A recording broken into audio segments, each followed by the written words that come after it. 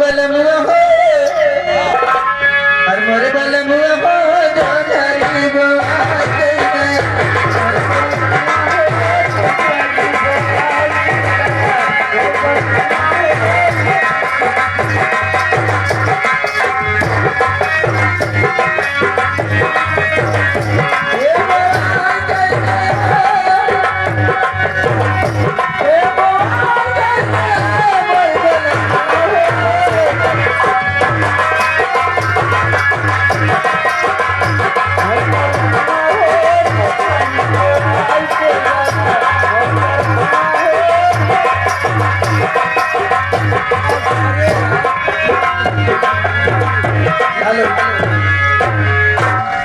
बच्ची फरमाइश से पूरी कर दो भाई।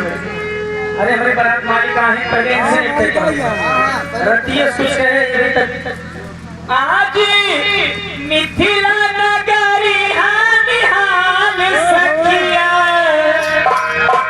आज मिथिला नगरी निहाल सखिया चार भैयन में बारी का कमाल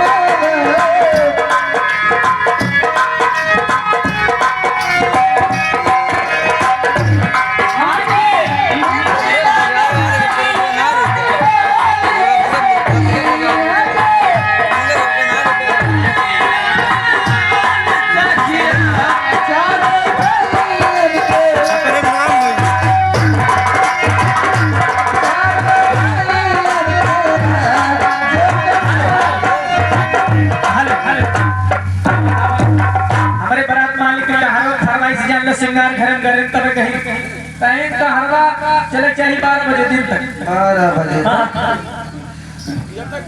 जब तक रोशन विदा ना हो जाए। अच्छा हां सब कौन कहीं बुलाती विदा हो जाए। लेकिन कहां में कैसे देती है ए भाई सुना। हां भाई देखा का बन के बैठा है हमें बहुत बुरा लागत भाग ले भैया बहुत बुरा लगा। अरे हमारी नजर से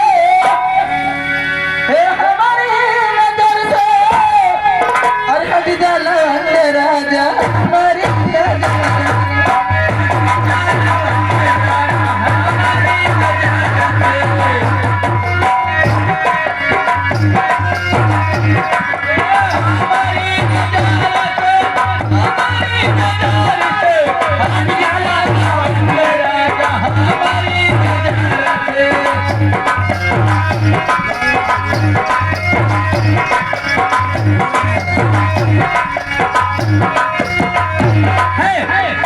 बारात मालिक कहा थे कहता कुछ देर नैना चाप दी अब मजीरा नवाजी भाई